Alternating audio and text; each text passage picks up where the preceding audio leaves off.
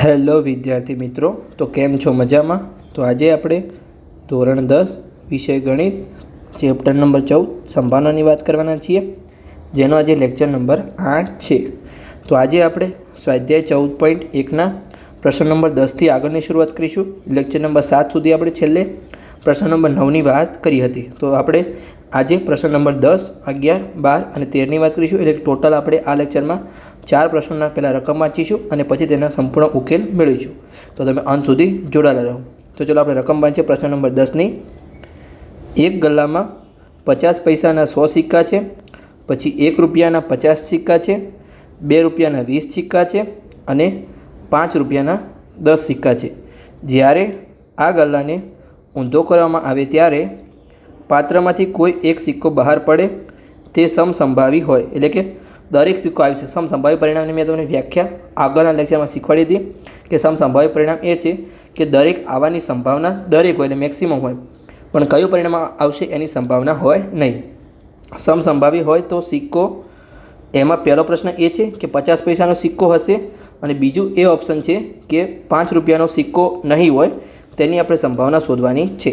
તો ટોટલ આપણે અહીંયા કેટલા સિક્કા છે? પહેલાં તો આપણે સિક્કાની ગણતરી કરીએ તો આપણે કુલ પરિણામ મળી જાય. તો અહીંયા જુઓ, 100 સિક્કા છે એ 50 પૈસાના છે એટલે 100, પછી 1 રૂપિયાના 50 સિક્કા એટલે +50, પછી 2 રૂપિયાના અહીંયા 20 સિક્કા એટલે +20 અને +5 રૂપિયાના 10 સિક્કા છે. એટલે ટોટલ અહીંયા કેટલા સિક્કા થયા?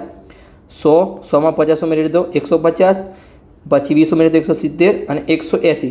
એટલે ટોટલ અહીંયા કુલ 180 સિક્કા છે. તો આપણે લખી દઈએ નીચે, ગલ્લામાં કુલ 180 સિક્કા છે, તેથી સંભાવના શોધવાના કુલ પરિણામ 180 છે. તમે આવી રીતે ગણતરી કરીને લખી શકો છો. અહીંયા સેટ કરી દઈએ. તો ચલો હવે આપણે લખીએ. ગલ્લામાં કુલ 180 સિક્કા છે, તેથી સંભાવના શોધવાના કુલ પરિણામ 180 છે. તો આપણને અહીંયા કુલ પરિણામ મળી ગયા. હવે આપણને જે બે પ્રશ્નો પૂછ્યા છે એની આપણે સંભાવના શોધીએ. તો પ્રશ્ન પહેલો કયો છે કે જે આપણે સિક્કો બહાર આવે છે પાત્રમાંથી એ 50 પૈસાનો સિક્કો હશે, એની આપણે સંભાવના શોધવાની છે. તો ચાલો આપણે અહીંયા શોધીએ. ઘટના એ નામ આપીશું. અહીંયા આપણે લખી દઈએ, ધારો કે ઘટના એ. ઘટના એમાં આપણે શું છે કે પાત્રમાંથી બહાર પડેલો સિક્કો 50 પૈસાનો હોય. તો લખી દઈએ, પાત્રમાંથી બહાર પડેલ સિક્કો 50 પૈસાનો હોય. હવે ઘટના એ થવાના પરિણામ કેટલા છે? એટલે કે 50 પૈસાના સિક્કા અહીંયા કેટલા છે? તો ટોટલ અહીંયા 100 સિક્કા છે. તો ઘટના એ થવાના પરિણામ 100 છે. લખી દઈએ, ઘટના એ થવાના પરિણામ 100 છે. તો બસ હવે સૂત્ર મૂકીને એની ગણતરી કરી દઈએ. તો P ઓફ A બરાબર ઘટના એ થવાના પરિણામ ભાગ્યા કુલ પરિણામ. તો ઘટના એ થવાના પરિણામ કેટલા છે? અહીંયા 100 છે. ભાગાકારમાં કુલ પરિણામ આપણે ઉપર લખ્યા છે, અહીંયા કેટલા છે? 180. તો લખી દઈએ 180. તો અહીંયાથી 0 0 ઉડી જશે. ઉપર 10ના આપણે અવયવ પાડીએ તો 5 ગુણ્યા 2 અને નીચે 18ના અવયવ તો 9 ગુણ્યા 2, તો 2 2 ઉડી જશે. તો ફાઇનલ આન્સર આપણો બનશે 5/9. તો જે પાત્રમાંથી બહાર પડેલ સિક્કો 50 પૈસાનો હોય એની સંભાવના 5/9 છે. આ રહ્યો આપણો ફાઇનલ આન્સર, એની સંભાવના. હવે આપણને બીજી સંભાવના કઈ પૂછી છે શોધવાની? તો આપણે જોઈ લઈએ કે 5 રૂપિયાનો સિક્કો નહીં હોય તેની સંભાવના. તો ચલો આપણે શોધી દઈએ. અહીંયા નીચે આપણે પેન ચેન્જ કરી લઈએ અને ઘટના બી નામ આપીશું. ધારો કે ઘટના બી. ઘટના બીમાં આપણને શું શોધવાનું છે કે પાત્રમાંથી બહાર પડેલ સિક્કો 5નો હોય નહીં. લખી દઈએ, પાત્રમાંથી બહાર પડેલ સિક્કો ₹5નો હોય નહીં, અથવા ન હોય કે નહીં એવું તમે લખી શકો છો. તો હવે સિક્કો 5ના સિક્કા કેટલા છે? અહીંયા તમે જોઈ શકો છો કે 5ના સિક્કા અહીંયા આપણે લખેલું છે. 5ના સિક્કા અહીંયા ટોટલ 10 છે. તો આપણે 5નો સિક્કો ન હોય તો 180માંથી 10 સિક્કા 5ના છે, તો એ ન હોય તો બીજા કેટલા સિક્કા હશે? ટોટલ અહીંયા 170 સિક્કા હશે. તમને સમજણ પડી ગઈ? જુઓ, આ 10 સિક્કા નહીં હોય તો આગળ કેટલા સિક્કા હશે? આ 100, 50 અને આ 20, તો ટોટલ 170 સિક્કા હશે. તો ઘટના બી થવાના પરિણામ કેટલા છે? 170. તો લખી દઈએ, ઘટના બી થવાના પરિણામ 170 છે. કેવી રીતે? તો 50 પૈસાના કેટલા સિક્કા હતા? અહીં આપણે જોઈએ ટોટલ. જો 50 પૈસાના 100 સિક્કા પણ આવી, એમાંથી કોઈ પણ સિક્કો આવી શકે છે. ₹1 જે 50 સિક્કા છે એમાંથી પણ કોઈ આવી શકે છે, અને ₹2 20 સિક્કા છે એમાંથી પણ કોઈ આવી શકે છે. પણ 5નો સિક્કો આમાં આપણે લાવવાનો નથી. તો એ ટોટલ બીજા 5ના સિક્કા એટલે કે ₹5 સિવાયના સિક્કા ટોટલ કેટલા છે? તો 170. તો એની આપણે હવે સંભાવના શોધી લઈએ. તો આપણે લખી દઈએ સૂત્ર અને એનો જવાબ મેળવીએ. તો P ઓફ B બરાબર ઘટના બી થવાના પરિણામ ભાગ્યા કુલ પરિણામ. તો અહીંયા ઘટના બી થવાના પરિણામ કેટલા છે? 170 છે, અને ભાગ્યા કુલ પરિણામ કેટલા છે? 180. તો 170 ભાગ્યા 180, ત્યાંથી 0 0 ઉડી જશે. P ઓફ B બરાબર, એટલે કે જે સિક્કો બહાર આવે એ ₹5નો સિક્કો ન હોય તેની સંભાવના 17/18 છે. આપણને મળી ગયો પ્રશ્નમાં જવાબ. તો હવે આપણે આગળ વધીએ અને આગળના પ્રશ્નનો જવાબ મેળવીએ. તો આગળનો પ્રશ્ન કયો છે આપણને? પ્રશ્ન નંબર 11. તેની રકમ વાંચી લઈએ. પ્રશ્ન નંબર 11 કે ગોપી પોતાના માછલી ઘર માટે દુકાનમાંથી માછલી ખરીદે છે. હવે દુકાનદાર મોટી ટાંકીમાંથી યાદચ્છિક રીતે એક માછલી બહાર કાઢે છે. હવે આ ટાંકીમાં 5 નર માછલી છે અને 8 માદા માછલી છે. તો બહાર કાઢેલ નર માછલી હોય તેની સંભાવના કેટલી? તો સિમ્પલ દાખલો છે. કુલ માછલીનો સરવાળો કરો અને એમાંથી નર ભાગ્યા કુલ માછલી કરો એટલે તમને ફાઇનલ આન્સર મળી જશે. તો ચાલો આપણે શોધીએ અહીંયા. તો અહીંયા કુલ કેટલી માછલી છે તમે ગણી શકો છો? 5 નર છે અને 8 માદા છે, તો ટોટલ 13 માછલી છે. તો લખી દઈએ, ટાંકીમાં કુલ 13 માછલી છે. કેવી રીતે 13 છે? તેમાં 5 નર છે અને 8 માદા છે. 5 નર અને 8 માદા, એટલે તેથી સંભાવના શોધવાના કુલ પરિણામ કેટલા થશે? 13 થશે. સંભાવના શોધવાના કુલ પરિણામ 13 છે. મળી ગયો આપણને કુલ પરિણામ અહીંયા મળી ગયા. હવે આપણે જે સંભાવના શોધવાની છે કે નર માછલી આવે તેની સંભાવના કેટલી, તો આપણે એના માટે ઘટના એ નામ આપીશું અને તેની સંભાવના શોધીશું. તો ચલો શોધી લઈએ. ધારો કે ઘટના એ, તેમાં આપણે શું કહીશું? ટાંકીમાંથી બહાર કાઢેલ માછલી નર હોય. ટાંકીમાંથી બહાર કાઢેલ માછલી નર હોય. તો નર કેટલી માછલી છે અહીંયા? તો ટોટલ 5 માછલી છે. તો ઘટના એ થવાના પરિણામ કેટલા છે? તો 5 છે. તો આપણે લખી દઈએ, ઘટના એ થવાના પરિણામ 5 છે. મળી ગયું આપણને. તો બસ હવે સૂત્ર મૂકી દઈએ. P ઓફ A બરાબર ઘટના એ થવાના પરિણામ ભાગ્યા કુલ પરિણામ. તો ચાલો લખી દઈએ, ઘટના એ થવાના પરિણામ ભાગ્યા કુલ પરિણામ. તો ઘટના એ થવાના પરિણામ કેટલા છે? અહીંયા આપણે લખ્યા 5 અને ઉપર લખ્યા કુલ પરિણામ 13 છે. તો ચલો આપણે લખી દઈએ, ઘટના એ થવાના પરિણામ 5 અને કુલ પરિણામ 13.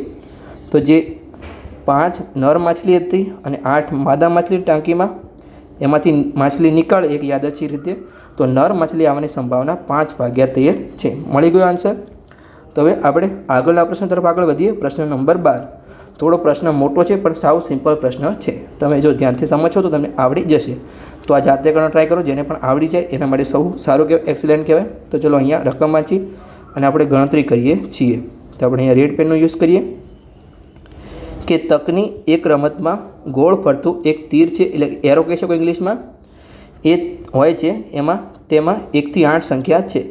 એમાંથી કોઈ એક સંખ્યા પાસે નિર્દેશ કરતું અટકે છે. જો અહીંયા આકૃતિ 14.1 તમારી બુકમાં આપેલી છે અને મેં અહીંયા આકૃતિ દોરી છે. આ તીર છે, આ જો આ બ્લુ પેનથી તીર છે એ ગમે ત્યાં જઈને અટકે છે. અહીં 8 આંકડા લખેલા છે એમાંથી. તો આ સમસંભાવી પરિણામ છે, એટલે કે 8માંથી કોઈ પણ, એટલે બધા જ પરિણામ આવવાની સંભાવના છે. 8 આવી શકે છે અને કયું પરિણામ આવી શકે એની પહેલાંથી આગાહી કરી શકાય નહીં, એટલે સમસંભાવી પરિણામ છે. તો હવે આપણને અહીંયા કેટલાક પ્રશ્નો પૂછ્યા છે. તો પ્રશ્ન 1 છે કે 8 તરફ નિર્દેશ કરે તેની સંભાવના કેટલી. પછી અયુગ્મ સંખ્યાની આપણે સંભાવના શોધવાની છે. 2 કરતાં મોટી સંખ્યા હોય અને 9 કરતાં નાની સંખ્યા હોય. તો આપણને અહીંયા 4 પ્રશ્ન પૂછ્યા છે. જેને પણ આવડતું હોય, જો તમારે કુલ કેટલા થશે, કુલ નીચે ભાગાકારમાં 8 આવશે અને આમાં તમારે શોધવાનું છે અયુગ્મ સંખ્યા કેટલી છે, 2 કરતાં મોટી સંખ્યા કેટલી છે, 9 કરતાં નાની સંખ્યા કેટલી છે. તમને જવાબ મળી જશે. તો તમે જાતે ગણવાનો ટ્રાય કરો અને પછી મારા સાથે ચેક કરો કે તમે જે ઉકેલ મેળવ્યો છે એ સાચો છે કે ખોટો છે. તો ચલો આપણે અહીંયા ગણતરી કરીએ. તો સૌથી પહેલાં આપણે કુલ પરિણામ શોધીશું કે તકની રમતમાં કુલ 8 સંખ્યા છે. તો ચલો લખી દઈએ. તકની રમતમાં કુલ 8 સંખ્યા છે. તેથી સંભાવના શોધવાના કુલ પરિણામ 8 છે. તેથી સંભાવના શોધવાના કુલ પરિણામ 8 છે. તો આપણને પહેલું શું પૂછ્યું છે એને આપણે ઘટના એ નામ આપીશું, બી, સી અને ડી. તો જે તીર છે એ 8 સંખ્યા છે એના પર નિર્દેશ કરે તેની આપણે સંભાવના શોધવાની છે. તો ચલો આપણે શોધી દઈએ. એને આપણે ઘટના એ નામ આપીશું. ધારો કે ઘટના એ, એમાં શું છે, તકની રમતમાં ફરતું તીર 8 સંખ્યા તરફ નિર્દેશ કરે છે. રમતમાં ફરતું તીર 8 પર નિર્દેશ કરે અથવા 8 તરફ નિર્દેશ કરે છે. 8 તરફ નિર્દેશ કરે છે. તો હવે જો ટોટલ 8 સંખ્યા છે પણ એમાંથી 8 પર નિર્દેશ કરે અહીંયા તીર આવી રીતે, તો એની સંભાવના કેટલી. તો સંખ્યા ટોટલ 8 તો એક જ છે. તો ઘટના એ થવાના પરિણામ કેટલા થશે, 1. કેમ કે સંખ્યા 8 તો એક છે. કોઈ સંખ્યા પર નિર્દેશ કરે પણ સંખ્યા પોતે તો એક જ છે ને, 4 છે. તો 4 1 છે. ટોટલ 8 સંખ્યા છે પણ એમાંથી 4 1 સંખ્યા છે. તો આમાં 8 1 સંખ્યા છે. તો ઘટના એ થવાના પરિણામ 1 છે. તો લખી દઈએ ઘટના એ થવાના પરિણામ 1 છે.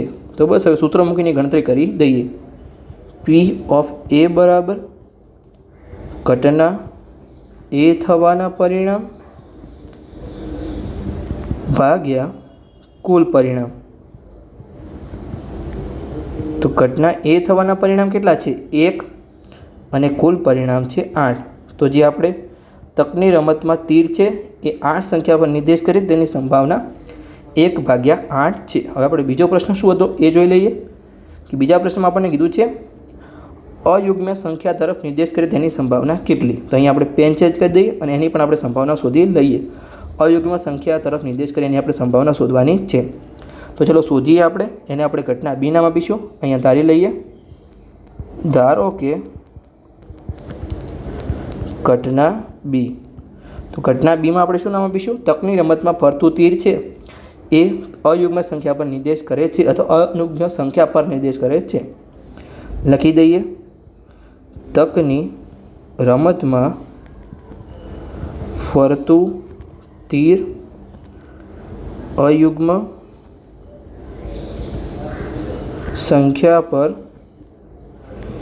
નિર્દેશ કરે છે. હવે અહીંયા આપણને પૂછ્યું છે કે અયુગ્મ સંખ્યા પર નિર્દેશ કરે છે. તો અયુગ્મ સંખ્યા કોને કહેવાય, તો એકી સંખ્યા હોય એને અયુગ્મ સંખ્યા કહેવાય અને બેકી સંખ્યા હોય તેને યુગ્મ સંખ્યા કહેવાય. તો અયુગ્મ સંખ્યા 1 થી 8માં કેટલી આવે છે, તો 1 3 5 અને 7, એટલે ટોટલ કેટલી સંખ્યા થઈ 4. તો પરિણામ આવવાની સંભાવના કેટલી, આમ સંખ્યા 4 છે. તો આપણે લખી દઈએ ઘટના બી થવાના પરિણામ 4 છે. કયા કયા અયુગ્મ સંખ્યા? તો 1, 3, 5 અને 7.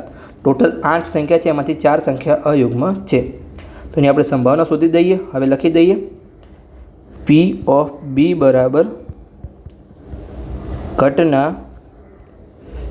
બી થવાના પરિણામ, સરખી રીતે લખી દઈએ આપણે, ઘટના બી થવાના પરિણામ ભાગ્યા કુલ પરિણામ. તો ઘટના બી થવાના પરિણામ કેટલા છે? અહીંયા 4 ભાગ્યા કુલ પરિણામ છે 8. તમને ખબર જ છે, આપણે ઉપર સૌથી પહેલાં લખ્યા જ છે. જો અહીંયા આપણા કુલ પરિણામ 8 છે અને ઘટના બી છે આપણી અયુગ્મ સંખ્યા. તો અયુગ્મ સંખ્યા છે 8 સુધી 4. તો એનો જવાબ મળી ગયો. અહીંયા જો 4ના અવયવ પડશે 4 ગુણ્યા 1 અને 8ના અવયવ પડશે 4 ગુણ્યા 2. તો 4 4 ઉડી જશે, તો આપણો આન્સર આવશે 1/2. તો એ લખી દઈએ પી ઓફ બી બરાબર 1/2. તો જે તકની રમત છે એમાં 1 થી 8 સંખ્યા છે, એમાંથી તીર અયુગ્મ સંખ્યા પર નિર્દેશ કરે તેની સંભાવના 1/2 છે. ચલો આપણે ત્રીજા પ્રશ્ન તરફ આગળ વધીએ. ત્રીજા પ્રશ્નમાં આપણને શું કીધું છે? અહીંયા જોઈ લઈએ કે 2 કરતાં મોટી સંખ્યા તરફ નિર્દેશ કરે તેની આપણે સંભાવના શોધવાની છે. તો જો 2 કરતાં મોટી સંખ્યા કેટલી છે? 3થી આપણે શરૂઆત કરીએ તો 3, 4, 5, 6, 7 અને 8. તો ટોટલ અહીંયા 6 સંખ્યા છે જે 2 કરતાં મોટી છે. તો આપણો જે જવાબ આવશે એ 6/8 આવશે, એટલે કે 3/4 જવાબ આવશે. ચલો આપણે થિયરી લખી દઈએ અને સંપૂર્ણ રીતે સમજાવીએ. પેજ આપણે ચેન્જ કરી દઈએ, બ્લુ પેન કરી દઈએ અને ઘટના આપણે સી નામ આપીશું. ધારો કે ઘટના સી. તો ઘટના સી શું છે કે આપણે 2 કરતાં મોટી સંખ્યા હોય તો આપણે સરખીથી લખી દઈએ થિયરીની ટાઈપ કે તકની રમતમાં ફરતું તીર 2 કરતાં મોટી સંખ્યા નિર્દેશ કરે. મોટી સંખ્યા નિર્દેશ કરે. તેમાં હવે આપણે 2 કરતાં મોટી સંખ્યા કેટલી હતી? 6 હતી. તો ઘટના સી થવાના પરિણામ પણ 6 થશે. તો લખી દઈએ ઘટના સી થવાના પરિણામ 6 છે. તો કે કયા કયા એ પણ તમને અહીંયા સમજાવી દઉં. 2 થી મોટી સંખ્યા કેટલી છે 8 સુધી? તો કે 3, 4, 5, 6, 7 અને 8. તમે ગણી શકો છો. ટોટલ 6 સંખ્યા થઈ છે. તો સૂત્ર લખી અને એની આપણે ગણતરી કરીએ. તો પી ઓફ સી બરાબર ઘટના સી થવાના પરિણામ ભાગ્યા કુલ પરિણામ. તો ઘટના સી થવાના પરિણામ કેટલા છે? અહીંયા આપણે 6 છે અને કુલ પરિણામ આપણા હતા 8. તો જો 6ના અવયવ પડશે 3 ગુણ્યા 2 અને 8ના અવયવ પડશે 4 ગુણ્યા 2. તો 2 2 ઉડી જશે. તો આપણો ફાઇનલ આન્સર આવશે પી ઓફ સી બરાબર, જે આપણો આન્સર આવશે એ 3/4 આવશે. એટલે કે જે તીર છે તકની રમતમાં એ કઈ સંખ્યા હતી? 2 કરતાં મોટી સંખ્યા પર નિર્દેશ કરે તેની સંભાવના 3/4 છે. હવે આપણે છેલ્લો પ્રશ્ન જે ચોથા નંબરનો એના પર આગળ વધીએ. તો તમે જાતે ગણી શકો છો અને મારા સાથે ચેક કરી શકો છો. તો ચોથો પ્રશ્ન કેવો છે કે 9 કરતાં નાની સંખ્યા પર નિર્દેશ કરે તેની સંભાવના શોધવાની છે. તો ચલો આપણે શોધીએ. તો આમાં જો દરેક સંખ્યા 9 કરતાં નાની છે એટલે ઘટના ડી થવાના પરિણામ 8 થશે અને કુલ પરિણામ પણ 8 છે, એટલે આપણો જવાબ આવશે 1. સરખી રીતે આપણે લખી દઈએ સંપૂર્ણ રીતે. તો આપણે હવે આવશે ઘટના ડી. તો ચલો અહીંયા આપણે પેન ચેન્જ કરી લઈએ અને એને આપણે ઘટના ડી નામ આપીશું. ધારો કે ઘટના ડી. તો ઘટના ડીમાં શું છે? 9 કરતાં નાની સંખ્યા પર નિર્દેશ કરે છે. તો સરખી રીતે લખી દઈએ કે તકની રમતમાં ફરતું તીર 9 કરતાં નાની સંખ્યા નિર્દેશ કરે. તો 9 કરતાં નાની સંખ્યા બધી જ હતી એટલે કુલ પરિણામ 8 થશે. તો લખી દઈએ ઘટના ડી થવાના પરિણામ 8 છે. તો આપણે પી ઓફ ડી બરાબર ઘટના ડી થવાના પરિણામ ભાગ્યા કુલ પરિણામ. ઘટના ડી થવાના પરિણામ ભાગ્યા કુલ પરિણામ. તો ઘટના દીઠ થવાના પરિણામ કેટલા છે? અહીંયા 8 છે અને આપણા કુલ પરિણામ પણ 8 છે. તો આપણો ફાઇનલ આન્સર મળ્યો અહીંયા 1. તો P(D) બરાબર એટલે કે તે તકની રમતમાં ફરતું તીર છે એ 9 કરતાં નાની સંખ્યા આવવાની સંભાવના 1 છે. કેમ કે દરેક સંખ્યામાં આવી જશે એટલે ટોટલ સંપૂર્ણ 1 સંભાવનાનો જવાબ આવશે. તો અહીંયા આપણો સંપૂર્ણ પ્રશ્ન પૂરો થઈ ગયો. આપણે ડિટેલમાં સમજાવ્યો છે. સમજણ પડી હોય તો તમે કમેન્ટ બોક્સમાં લખી શકો છો, હા સર સમજણ પડે છે. હવે આપણે આજનો છેલ્લો પ્રશ્ન સોલ્વ કરીએ, પ્રશ્ન નંબર 13. તો ચલો આપણે સોલ્વ કરીએ. તો 13માં આપણને શું કીધું છે કે પાસાને એકવાર ફેંકવામાં આવે છે. તો એના પર આપણે 3 પ્રશ્નો પૂછ્યા છે અહીંયા કે અવિભાજ્ય સંખ્યા આવે, પછી 2 થી 6 વચ્ચેની સંખ્યા આવે અને અયુગ્મ સંખ્યા મળવાની સંભાવના આપણે શોધવાની જ છે. તો મેં તમને ઇન્ટ્રોડક્શનમાં લેક્ચરમાં શીખવાડ્યું હતું કે પાસાને એકવાર ફેંકો તો ટોટલ કુલ 6 પરિણામ મળે છે. કયા કયા? તો પાસા પરની જે 6 સંખ્યા હોય એ પરિણામ મળી શકે છે. એટલે 1, 2, 3, 4, 5 અને 6. 2 વાર ફેંકોથી ટોટલ 36 પરિણામ મળે છે. અને મેં એ આગળ પણ એક પ્રશ્નમાં પણ લખાયા છે, પછી આપણે ઇન્ટ્રોડક્શનના લેક્ચરમાં પણ લખાયા છે. આગળનો પ્રશ્ન જે છે એમાં આપણે પાસાનો એટલે કે 2 વાર પાસો ફેંકવાનો એનો પ્રશ્ન છે. તો આપણે એ પણ સોલ્વ કરીશું. તો ચલો આપણે જોઈ લઈએ આજનો પ્રશ્ન કે 13મા નંબરનો ક્વેશ્ચનનો. તો અહીંયા લખી દઈએ કે પાસાને એકવાર ફેંકવાથી કુલ 6 પરિણામ મળે છે. પાસાને એકવાર ફેંકવાથી કુલ 6 પરિણામ મળે છે. કયા કયા એ પણ આપણે લખી દઈએ. 1, 2, 3, 4, 5, 6 કુલ 6 પરિણામ મળે છે. તેથી સંભાવના શોધવાના કુલ પરિણામ પણ 6 છે. તેથી સંભાવના શોધવાના કુલ પરિણામ 6 છે. તો બસ હવે આપણે ઘટના ABC 3 નામ આપીશું અને એનો જવાબ શોધીશું. તો તમે અહીંયા જાતે ટ્રાય કરો. અવિભાજ્ય સંખ્યા કેટલી આવે છે 1 થી 6માં એ તમને બેઝિક ગણિત આવડવું જોઈએ. 2 થી 6 વચ્ચેની સંખ્યા અને અયુગ્મ સંખ્યા તમને ખબર હશે તો એ ઉપર લખો અને નીચે કુલ પરિણામ 6 લખો એટલે તમારો જવાબ મળી જશે. અને પછી મારા પ્રશ્ન જવાબ સાથે ચેક કરો કે તમારો પ્રશ્ન સાચો પડે છે કે ખોટો પડે છે. તો તમને કોન્ફિડન્સ આવશે અને તમારું આગળનું ગણિત તમને આવડતું જશે. તો ચલો આપણે ગણી લઈએ. પેન આપણે ચેન્જ કરી દઈએ. એને આપણે ઘટના A નામ આપીશું. ધારો કે ઘટના A અહીંયા આપણે લખી દઈએ.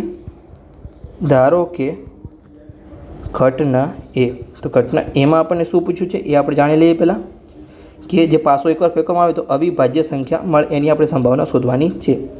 તો લખી દઈએ પાસાને એકવાર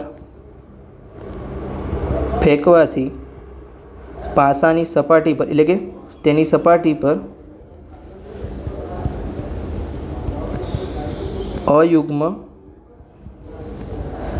સંખ્યા મળે. અહીંયા આપણને રકમમાં તેની સપાટી નથી કીધું પણ અયુગ્મ સંખ્યા કીધું છે. આપણે ઉદાહરણમાં એક પ્રશ્નમાં સપાટી તો આપણે સપાટી લખીએ તો સારું લાગે કે તેની સપાટી પર અયુગ્મ સંખ્યા મળે છે. તો અયુગ્મ એટલે કે અયુગ્મ સંખ્યા કેટલી? અવિભાજ્ય છે. સોરી, પહેલા પ્રશ્નમાં અવિભાજ્ય છે, અયુગ્મ નથી. તો આપણે અવિભાજ્ય લખી દઈએ.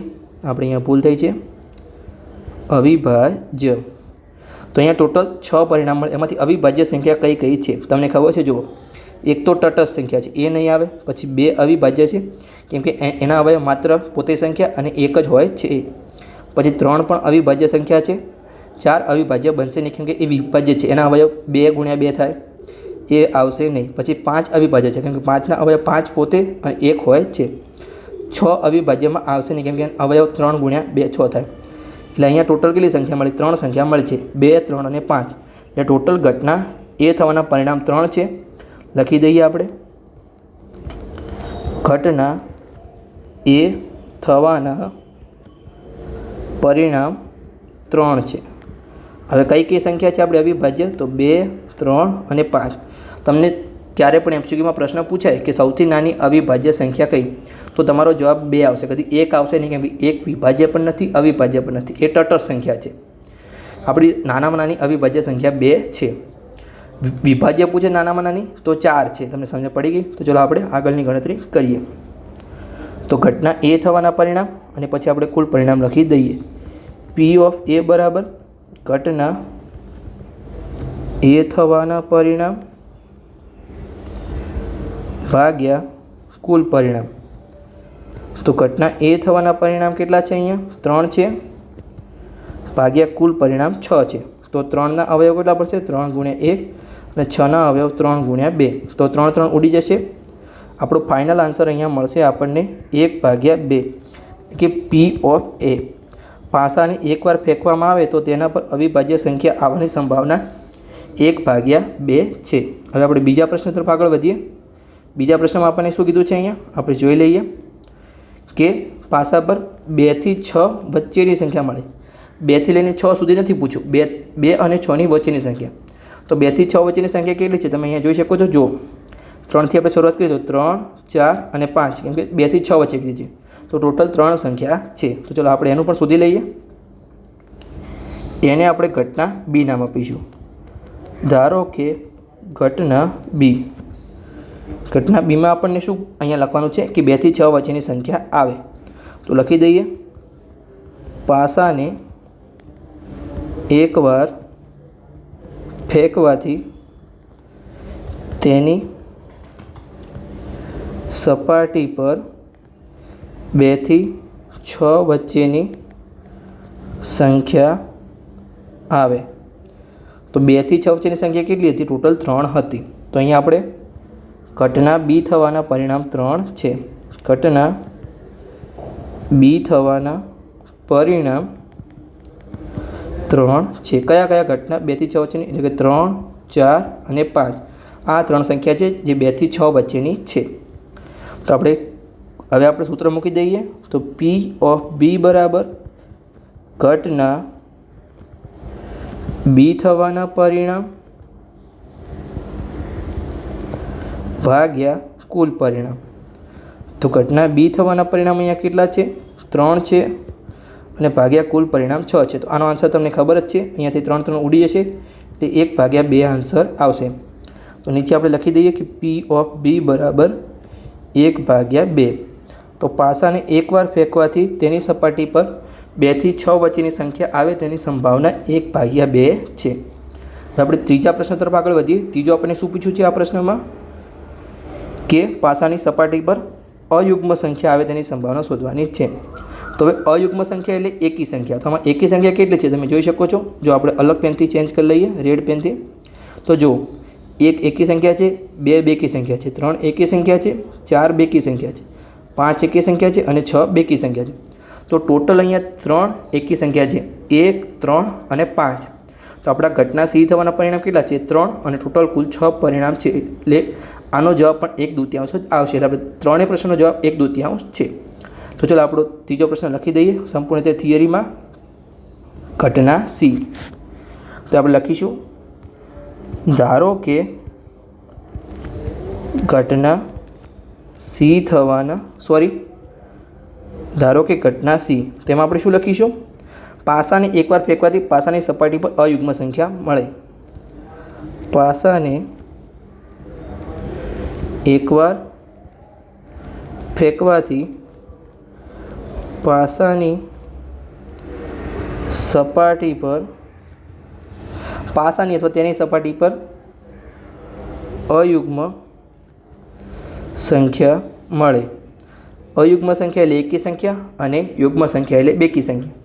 તો અહીં અયુગ્મ સંખ્યા કેટલી હતી? 3 હતી. તો ઘટના સી થવાના પરિણામ 3 છે. કયા કયા હતા?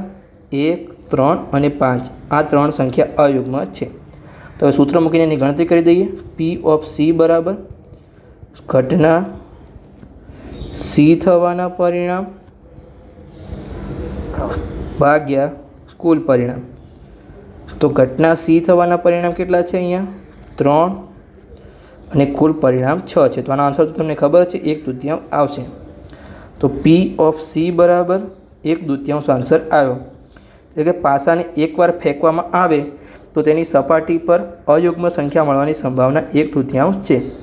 તો આની જ સાથે અહીંયા આપણું લેક્ચર પૂર્ણ થાય છે. આ લેક્ચરમાં આપણે પ્રશ્ન નંબર 13 સુધીની વાત કરી છે. હવે આગળના લેક્ચરમાં આપણે લેક્ચર નંબર 9માં પ્રશ્ન નંબર 14થી આગળની શરૂઆત કરીશું. તો લેક્ચર સારા લાગતા હોય તો તમે ચેનલને સબસ્ક્રાઈબ કરી શકો છો અને તમારા મિત્રો સાથે વિડીયોને શેર પણ કરી શકો છો.